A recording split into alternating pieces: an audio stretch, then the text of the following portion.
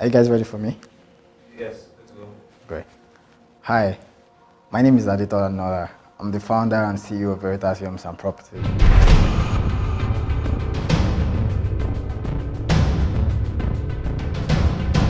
The journey of Veritasi Homes.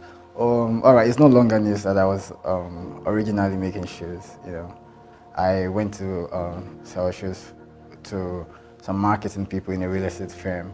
So when I got there, the marketing manager of the company was like, you sell shoes very well, and then that's how we started. If I can sell shoes that well, then I should be able to sell good real estate. So we started marketing real estate, and then it was difficult because it took me like 8 months to sell my first real estate.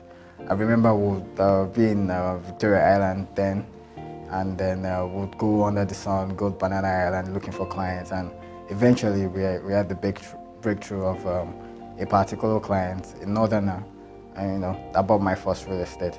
Veritasi Homes, myself and some people in that particular company came together in the boardroom that day that, we're going to start a company and then we're going to solve the problem, and then we're four, and then we said, let's start a company that's, I just wanted to be part of the company because these people were like my bosses, people that I reported to.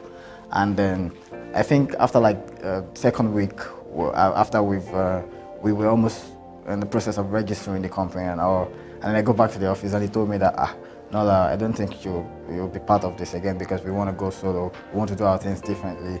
So one of them went to form another company, and another one of them, said, I would rather just stay here because I'm like the Aaron to the Moses of the CEO of this company that we were, I was torn in between continuing my shoemaking or actually starting the Veritas as a company. It was supposed to be Veritas actually. We just had to put I because we found it difficult to register Veritas, because there was a lot of Veritas. But we had already, gotten the name, so we didn't want to track back. But remember, I had the factory that I was making the shoes, so I think some of the crazy risks that I took was selling all the machines in the in the factory. We sold all the machines. Then I think I had like 2 cars. One was for delivering shoes and selling shoes, and then the other was for Uber, to at least make 1 or 2 naira every week. So, and a friend of mine had just returned from Dubai then. So I just told him that, bro, I'm gonna start this company, and then he was like, how do you get funding? Like, don't worry, we sold the cars, and that's how we started.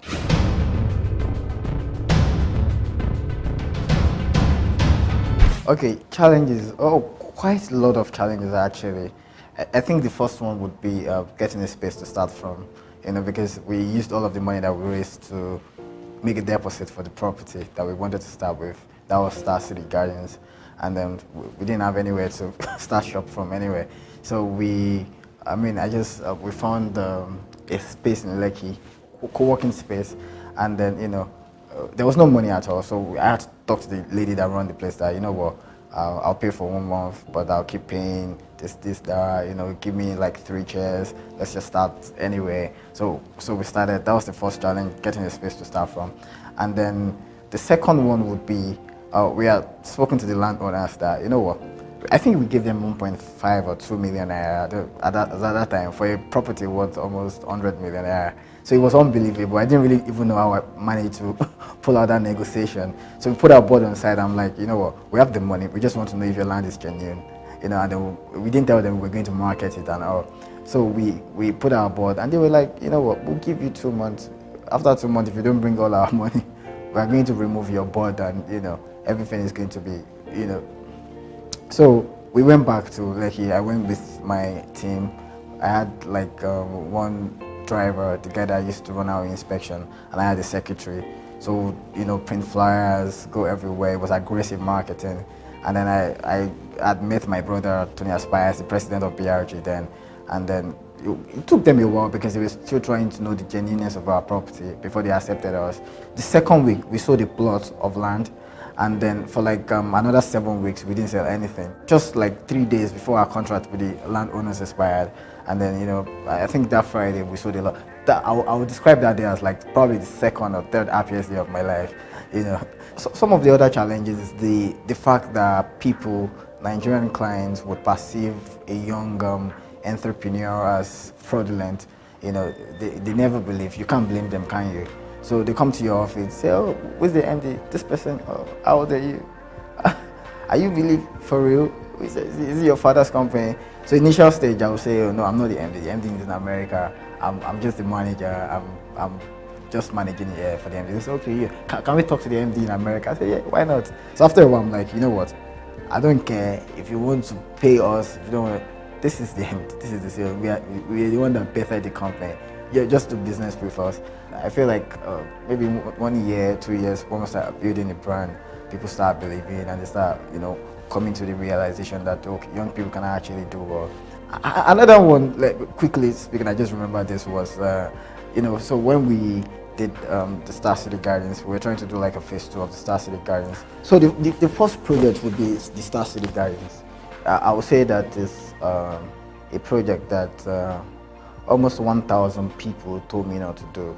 Like when we were getting out of the real estate company I said we were working for, and I told my mentors over there that, you know what, I'm starting a company, I'm launching this project, and they were like, "Yeah, you can't do it, don't do it, you won't be able to sell." So it was like perpetually for like 1 month I heard from people that I believed or I thought believed in me, "Don't do it, don't do it, don't do it." At some point I started doubting my own ability to do it, and then but then we launched anyway. It was a 300 plots of land that we sold out in 4 months. And then I'll tell you something. For the first 7 weeks we sold 1 plot, and then after 7 weeks it peaked, and then we sold out 300 plots of land in 1 month. When that happened, it made me believe that actually I think we can actually do this. So originally we just thought that, listen, can we not just make it our first, since we are about to launch a company, can we not just make it our first project? And then I told a lot of people, but yeah, it's too far, don't do it, you can't do it, the problem that comes with land, so I received that negativity perpetually, consistently for like a month. But so it was, I would say it's the doggedness that will make me say, you know what, I think I am doing this and I want to do it. So for the first 7 weeks, we didn't make any sales. I think we sold 1 plot. We sold 1 plot for like, we had to take, it was 550K, we had to take like 450K because, listen, at least let's disburse in the account. And then after 7 weeks, you will not believe that we sold almost 300 plots in a totality of another 2 months.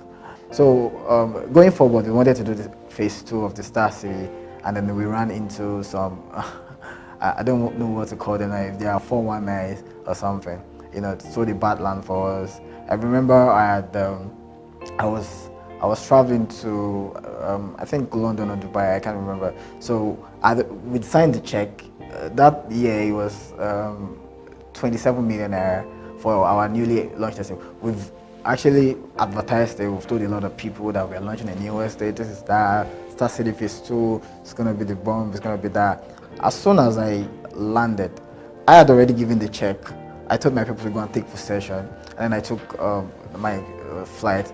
And as soon as I landed, that was in the morning. It was London in the morning. I just put on my data in Heathrow, and they just sent me a lot of pictures of how on and sent them away.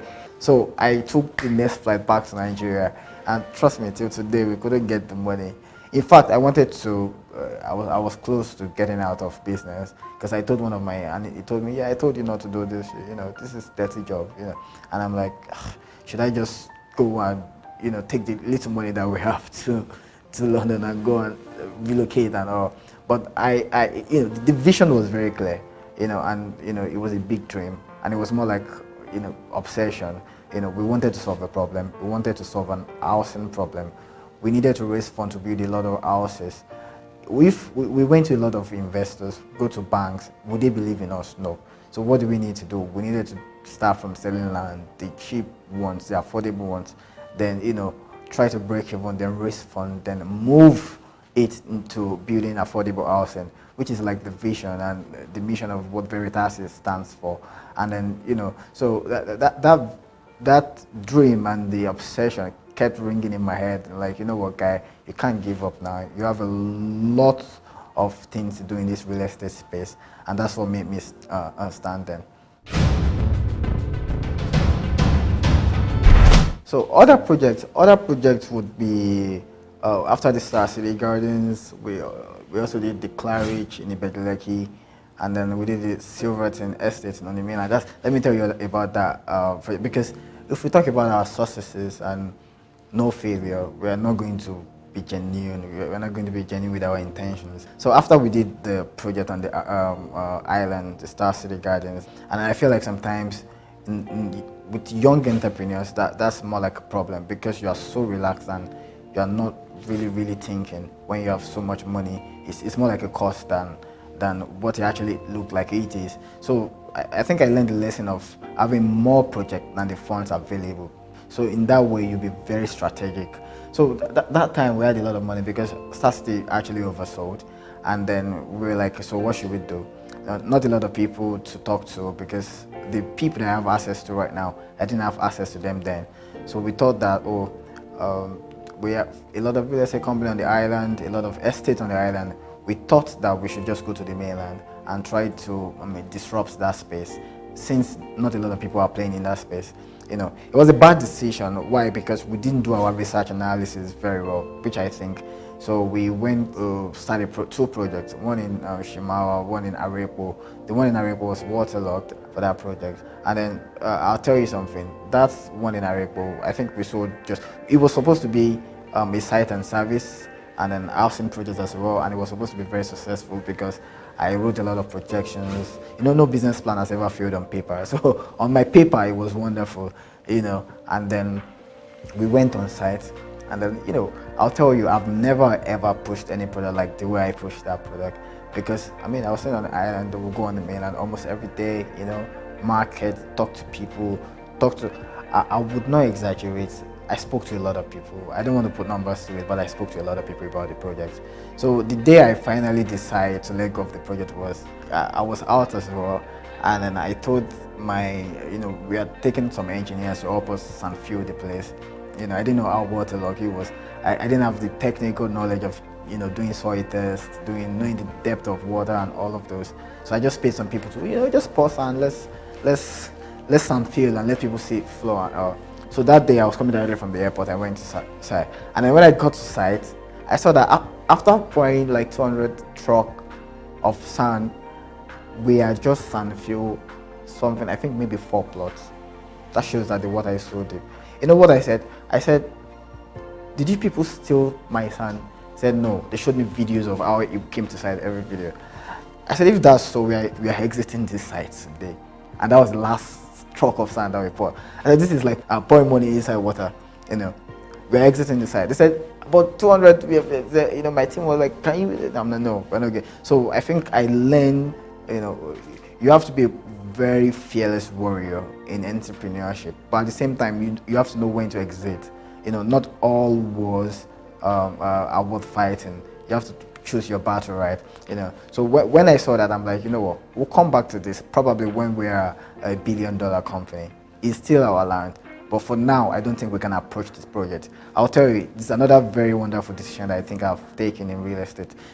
So we had to close that side. We sold just one plot, for 6 million naira. We had to refund the person, So that means we invested like 100 million naira to get nothing. I don't even know if the land is devaluing right now or something. So that's like a bad project. Another one we did in Shimawa, the land was not in trouble, but the cost of marketing and cost of how much we are spending to try to make sales was much more than what we're actually driving in. So people run inspections from the island to the mainland almost every day, trying to push media, this, that. We even had to open an office in Ikeja for it, had staff, like, I think maybe like 12 staff, The little fund that we had to start from the beginning. We had to really start from the beginning. So we went back to Ibejuleki to say, okay, let's do something. Maybe let's do something closer. And then that's how we did the Claridge. So we did Claridge 1 in Ibejuleki. That's before La Campagna Tropicana. And trust me, I think the project was slow from the start as well. And then for every single journey, every single project, I've learned, very good and genuine lessons. When we went back there, the little bit of challenge was there was we didn't have access to the site. There was no road, so we had to fix the road with our money. And as soon as we fixed the road, it picked up. It was a successful project. And then we did Claridge in Shangotedo as well, successful project as well. But I feel like one of our most successful project is our housing project, which is the Campbell estate. That's our first housing project. We originally sold land there, but then we decided that, let's quickly follow the dreams and the vision of the company, and then we start apartment building in Campbell. I can tell you the story of Campbell for 1 hour. It taught me a lesson, and the lesson is how much problem you can solve is how much money you will actually make. I don't know if that's general lessons, but I know that in real estate, that's the truth. Because we had a series of problems in Campbell. Started from when we actually acquired the property. We acquired the property in March of the year, and then we could not even take possession of the property till probably like August. So we bought from the genuine source, but I mean, how can you buy land from genuine source and you can't even take possession? Listen, we had to buy Campbell twice. So we bought from the genuine source and we bought from another source, which I don't know, they think is the genuine.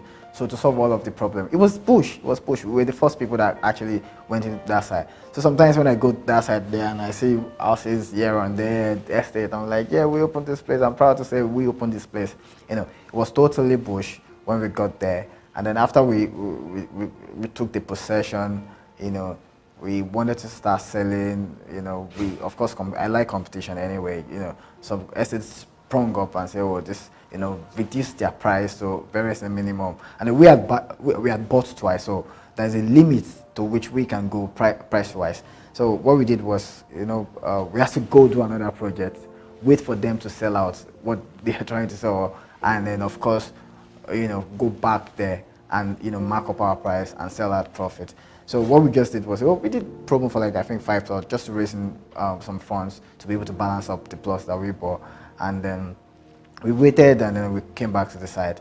And then when we wanted to start the housing project, that was even another story entirely. We've been conceptualizing the housing project. We're like, okay, I've been telling other people, we're going to start. Okay, we're starting a housing project. Okay, we're building apartments. We want to build 2,000 units in 6 years.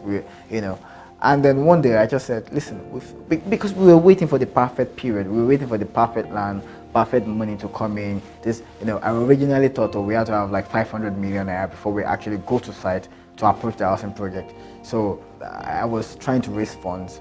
I'll tell you, I spoke to more than 1,000 investors in Lagos. Lagos, outside of Lagos, I spoke to a lot of people. I'll go to London, I'll talk to this one, talk to that one.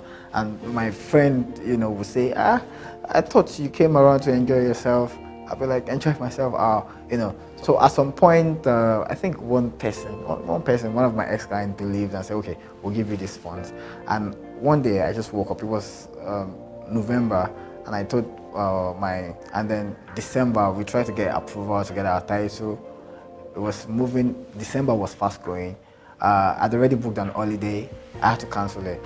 And then we went to site, and it was crazy, it was difficult. So we actually cleared that site, I think January 7th this year. And then we started building, hoping that, we can't actually achieve everything we want to achieve with the funds that we have in our hands. But we can get to a stage in which people start believing in our story. So they probably will not give you money when you've not started anything. But as soon as you start, and as soon as you can show them proof of what you've done or what you're doing, to cap it off. So between January and now, we've sold almost 80 units of the Campbell Court. We've sold almost 80 units of the Campbell Court. In fact, between July and we've sold almost 50 units, and today we've sold almost 50 units of Campbell Court, which is a very wonderful story.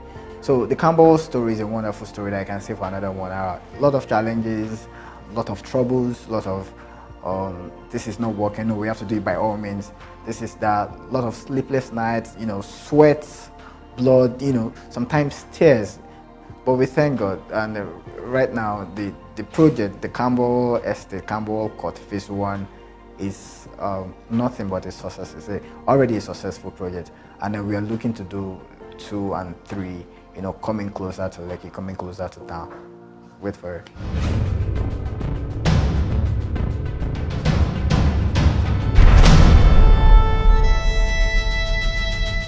Talking about the values and how effective we are, have we been in the real estate space? First of all, like I told you, like that we've sold more than 80 units of the Campbell court, and then we have at least 300 people that subscribe through NHF. We cannot say that we've sold that because we've not been able to trigger their funds from NHF, but which is looking really bright. So I feel like that's in line with the vision of the company. We want a lot of people, a lot of young people like myself, workers, in maybe 200,000 in a month, that we're not sure that they could actually own real estate before.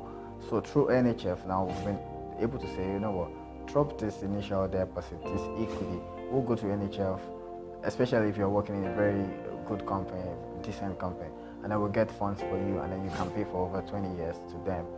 The mortgage. A lot of companies don't do that.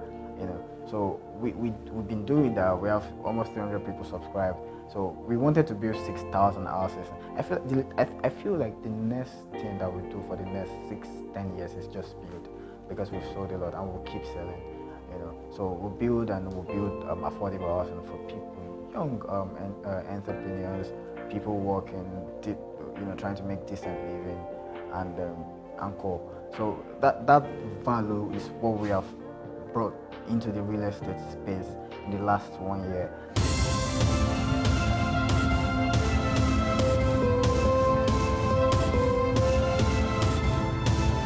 The philosophy here in Veritasi Homes is trying to create leaders. I try to interview the people that work with me directly. Why? Because I want to take people that have had a taste of leadership, even if it's a class prefect or social prefect or a class captain in primary school. We think that if you have tasted leadership before, we can build on it. So what we are trying to do here is raise everyone as a leader, such that you can single-handedly function, and then you can single-handedly take decisions. And then that's why, even if I'm not reachable, or anybody, the top management is not reachable, our people, our staff can take good and nice decisions that we will not go back to say, oh, no, it's just the admin girl that said that we're not doing that. No, because we are training them. We've trained them to take wonderful decisions, and that's why. So we're trying to raise leaders. So anybody that comes there, try to work, feel like in the next 4-5 years, should be able to lead. Should be able to lead a pack. That's the philosophy of this place. And then my own personal philosophy is, I don't know if you know about my OBN, Learn Business with Nola. I do that. I used to do that before the pandemic, every 3 months. Trying to train younger entrepreneurs about a lot of things. Financial intelligence, negotiation, structuring their companies, and different things. This is born out of the passion to give back to the society. What I wanted to do before was, go on the streets, give money to some people or give food. But I felt like, what if we train entrepreneurs? What if we train 1,000 entrepreneurs that can eventually employ maybe 100 people in their own company after like 2 years? If you train 1,000 entrepreneurs over maybe 5 years, that can take maybe 100 people, that's raising a lot of numbers. That's creating employment opportunities. That's feeding people indirectly. So myself and some few of my friends, we've decided to do that every 3 months. Before the pandemic, we were doing it. I think the next one was going to be on Zoom. I'm planning that already. So that's what I do personally. But as Veritasi, we do some wonderful things. We train leaders, we make them work and in a space in which they can enjoy. We also have some partnerships with, I think, Slum to School, that we send some people, some less privileged to school. We believe in education very much. We believe in education. We believe in not slave education, but education that can make people lead, that can make people create employment, that can make people create communities. That kind of education, we believe in it, and that's why we spend a lot of our money doing that. So apart from the vision and mission of trying to create a lot of houses for low and middle income earners, which is like the biggest market in Nigeria, and of course profiting from it because this is business anyway. We also want to train leaders. We want people to, we want someone to have worked with for like 5 or 10 years and say, you know what, because you've done this, go start this particular entity of probably a sub-company, own this part of it, and then of course the company will be successful again, and then the person will be able to lead a lot of other parks and stuff. So that's the idea. That's how we've structured this company. Of course, we are open to tweaking 1 or 2 things, just like everybody. Sometimes the vision is, the vision, but it's not that very clear, so you tweak along the way. So 3 years, I think we've done wonderfully well for ourselves, but we can still do more. The future of Veritasi Homes is something I'll say, we want to go public. We want to go public. That's myself and some people in the board of directors sat down and said, okay, where are you pushing this company to in the next 10 years?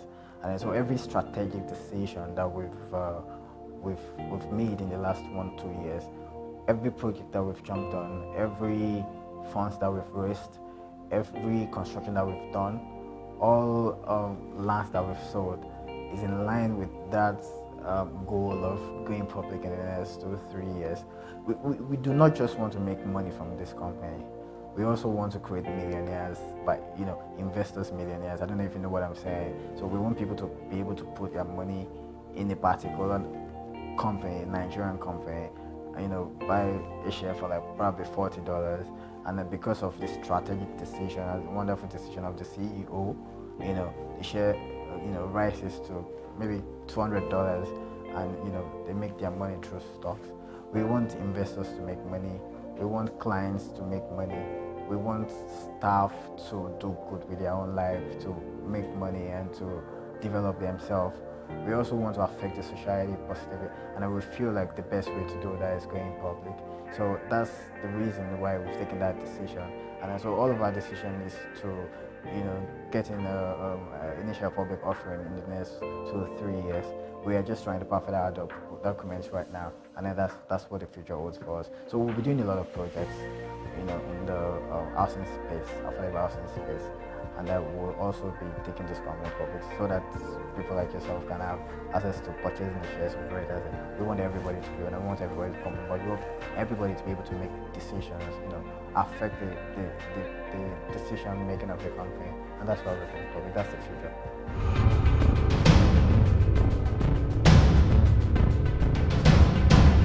I'd love to say thank you to our clients over the 3 years.